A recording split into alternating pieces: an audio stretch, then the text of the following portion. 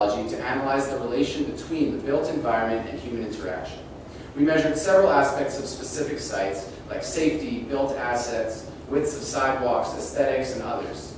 Meanwhile, we also observed the people engaging with these spaces by measuring age, ethnicity, activity, and a whole host of other factors. So we turned to Jan Gehl and Birgit Svar's How to Study Public Life as a guide to our public life observations. Both authors are pioneers of public life studies, which attempt to quantify and proceduralize how the design of public space affects how the public uses them. These public life studies took the somewhat abstract and conceptual theories and principles that we studied and brought them to life. We also found that it filled a critical gap in our central logic of the connection between the built environment, social networks, and social resiliency. Public life studies rests on a long history of understanding how the built environment shapes human life. Perhaps most notable of urban theorist, Jane Jacobs, intensively studied public life in various American cities to highlight the subtleties of the built environment that foster diverse, cohesive, and healthy communities. So the strength in the public life studies, there were numerous ones. First is this connection between the social infrastructure networks and the built environment. But another strength was the fact that we went out of the classroom to observe the spaces. We spent over 50 hours in public, out of the classroom, out of the literature to see how is a park used, how is a bench used, what are the strengths, what are the weaknesses, and that was incredibly empowering. So we used all three of these methodologies to analyze New York City's climate change agenda, particularly the SIR report, which I mentioned earlier. Many of SIR's 257 initiatives are built and ecological interventions to make the city more resilient, such as elevating buildings, building berms, increasing drainage through vegetative coverage, and adding parks. Now, although physical and ecological resiliency are integral to general resiliency by reducing the hazards faced, they alone cannot support an impacted community. And herein lies the concept of social resiliency. We need to expand and enhance New York City's climate change resiliency agenda to account for social resiliency through an explicit and intensive focus on the built environment. But how do we foster social resiliency through the built environment? Research indicates that one of the emerging best practices is to incorporate the process of human-centered design into the planning of the city's built environments. Human-centered design is a process that incorporates the needs and desires of the user at every stage of design and implementation. It starts with the users and defines the challenges and solutions around their needs, their values, their fears, and their hopes. This makes it a useful process for developing interventions that support and amplify social networks, which can lead to social resiliency.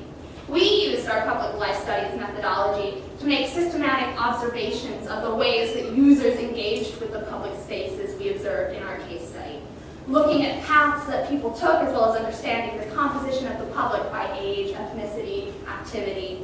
These observations allowed us to understand how the community actually used the East River Park, which we'll talk about, which then allowed us to think about what recommendations would most benefit the users of the park. There are 5 steps to human-centered, to this particular brand of human-centered design. The first phase is to examine the project, or the problem we're trying to solve, looking at the history, context, objects, and most importantly, the people, the humans involved central to the problem. Then in the second phase, we go deeper into the information gathered, trying to find patterns and ask fundamental questions to understand the problem that will guide us through the rest of the process. In the third phase, we use our deep understanding of the problem to let us come up with as many solutions as possible without dismissing any ideas based on whether they're good or they're bad. We then take these ideas that we've ideated and experiment with them in the fourth phase, trying as many ideas as needed to find the ones that work the best. In taking the information culled from experimentation, the fifth phase of human-centered design distills everything learned from the process and offers clarity about the solution to the problem. To prototype and test this method of human-centered design, we wanted to analyze one program that focuses on a built solution for climate resiliency to see how it interacts with social resiliency. The East Side Coastal Resiliency project is a program within SIR designed to focus on its 257 initiatives to protect the Lower East Side from coastal flooding. Although we couldn't use the full process of human-centered design, we did not have enough funding to experiment, we took the central tenet of starting and ending with the user to inform the way we thought about making recommendations to the policy. To get into the policy a little bit more, the ESCR uses the East River Park as a site to build infrastructure to protect the Lower East Side from the effects of coastal flooding. The main part of ESCR is the protective berm, a structure designed to, a berm designed as a barrier against floodwater is shaped like a speed bump, which helps it withstand powerful waves much better than just a regular seawall. It also has vegetation on it to soak in as much water as possible. But there are also other aspects to the ESCR, including beautifying the park's waterfront and making it more accessible through pedestrian bridges that allow for safer crossing over the FDR highway. The East River Park, which ESCR is redesigning, has a few distinct attributes. Primarily, the people in the park don't stay in the same place for long. Most bike or jog through the park, and few sit and stay. The park is also isolated from the community of the Lower East Side by the FDR highway, which means that the park can only be accessed by the 3 pedestrian bridges over the highway that exist right now. And just to give you a sense of how the ESCR came into New York City's climate resiliency agenda, it at first was the project called the Big U, submitted to the Rebuild by Design,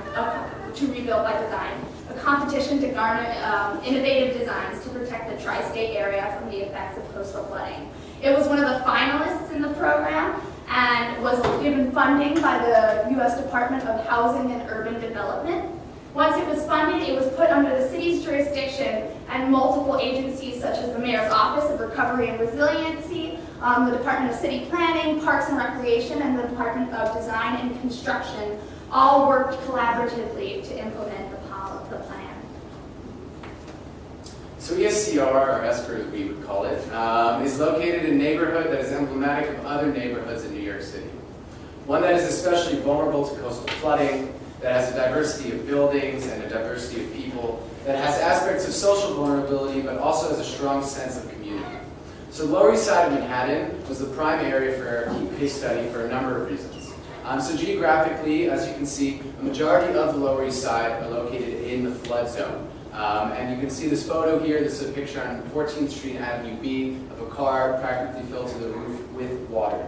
And then also the diversity of buildings. Many of the buildings in the Lower East Side are multifamily residences that are antiquated, many of which do not have the capital or resources to renovate for flood risk.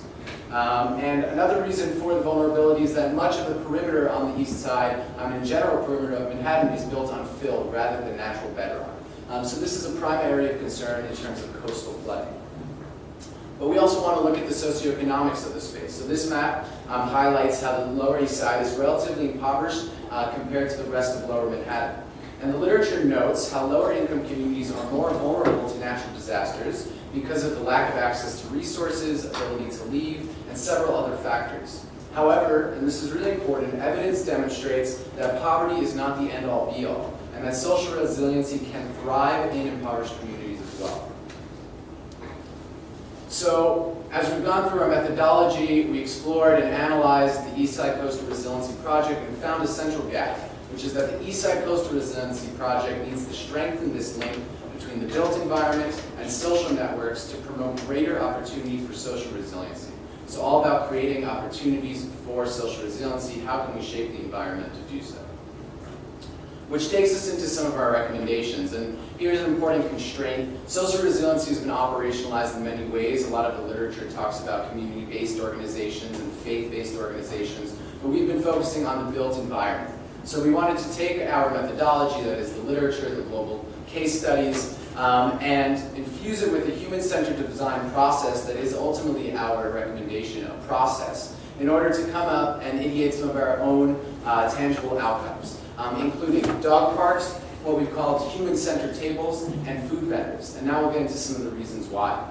And this is just a couple photos of us going through the process ourselves. All hard work we did. So one example of a dog park. So through our public life studies, we observed several dog parks and how they are conducive spaces to building social networks. People of common interest gather and are able to discuss things that are pertinent to the community.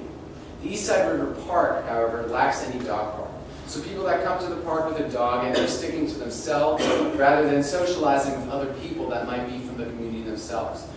So we saw over the course of 1.5 hours, 12 people walking their dog, 9 with families or friends, a diverse range of ages, all of which could be, if there were to be a space to gather, strong sources of social networking.